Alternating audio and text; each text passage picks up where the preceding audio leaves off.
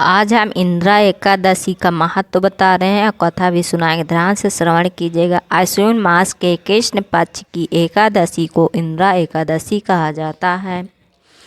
इस एकादशी की खास बात यह है कि यह पितृपक्ष में आती है, जिस कारण इसका महत्व बहुत अधिक हो जाता है। मान्यता है कि यदि कोई पूर्वज जाने अनजाने में अपने पाप कर्मों के कारण यमराज के पास अपने कर्मों का दंड भोग रहे हैं, तो इस एकादशी पर विधि पूर्वक व्रत कर इसके पुण्य को उनके नाम प्रदान किया जाए तो उन्हें मोक्ष मिल जाता है और मृत्यु पर्यंत व्रती भी वैकुंठ में निवास करता है। एकादशी व्रत का व्रत जब किसी कामना के लिए किया जाता है तो उसे कम एकादशी व्रत कहते हैं।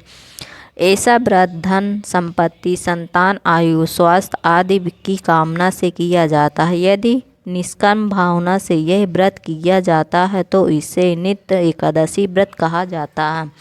इस व्रत से भगवान की भक्ति की मुख्य ध्येय होता है। पुराणों की व्याख्या करने वाले ब्रह्मज्ञानी श्री सुत जी महाराज ने एकादशी के महत्व और उनसे संबंधित कथाओं का वर्णन किया है। उनके अनुसार इंद्रियों तथा नियमन यानी संयम रखना आवश्यक होता है, इसलिए इसे नियम भी कहते हैं। एकादशी के व्रत नियम पूर्वक करने से बुद्धि निर्मल होने लगती है, विचारों में सत्व गुणों का आगमन होने लगता है, विवेक शक्ति आती है तथा सत असत का निर्माण स्वयं ही होने लगता है।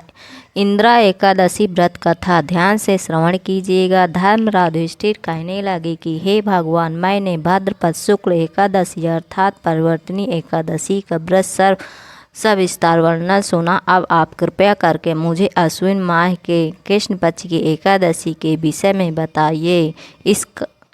इसका क्या नाम है तथा इसके व्रत का क्या विधान है। इस व्रत करने से किस फल की प्राप्ति होती है। भगवान श्री कृष्ण कहने लगे कि आश्विन कृष्ण एकादशी का नाम इंदिरा एकादशी है। ये एकादशी पापों को नष्ट करने वाली तथा पितरों की अधोगति से मुक्ति देने वाली होती है। इस एकादशी से संबंधित जो कथा प्रचलित है उसे मैं तुम्हें सुनाता हूँ, श्रद्धा पूर्वक श्रवण करो। प्राचीन काल में सतयुग में एक महिष्मती नाम नगरी जिस पर इंद्रसेन नाम का राजा राज करता था, वह राजा बड़ा ही दयालु तथा प्रतापी था, जिस कारण उसके किसी भी वस्तु की कमी नहीं थी और उसकी प्रजा भी बहुत सुखी पूर्वक जीवन व्यतीत कर रही थी। एक दिन राजा अपने दरबार में बैठा हुआ था तो उसी समय देव ऋषि नारद जी वहां आ पहुँचे। नारद जी को देखकर राजा अपने आसन से उठे और उनका भव्य स्वागत करके प्रणाम किया और उन्हें आसन ग्रहण करने को कहा। इसके बाद देव ऋषि नारद जी ने राजा इंद्रसेन से कहा, हे राजन, आपके राज्य में सभी सुख भोग रहे हैं, प्रजा को किसी प्रकार का कोई कष्ट या दुख नहीं है। मैं आपकी इस उदारता को देखकर अति प्रसन्न हूँ। नारद जी की बात सुनकर राजा ने कहा, ये सब तो आपकी कृपा है जो मेरे राज्य में हर प्राणी सुख भोग रहा है। इसके बाद राजा इंद्रसेन ने महर्षि नारद जी से आने का कारण पूछा और कहा कि मैं आपकी क्या सेवा कर सकूं जिससे आप प्रसन्न हो जाएं। राजा की बात सुनकर नारद जी बोले, हे राजन, मैं एक बार यमलोक गया तो देखा कि तुम्हारे पिता भी वहां बैठे हुए थे। हे राजा, तुम्हारे पिता भी तुम्हारी तरह ही बड़े ज्ञानी धर्मात्मा है, किंतु एकादशी का व्रत नहीं करने के कारण मरने के बाद वो यमलोक में गए, जिस कारण वह बहुत दुखी हैं।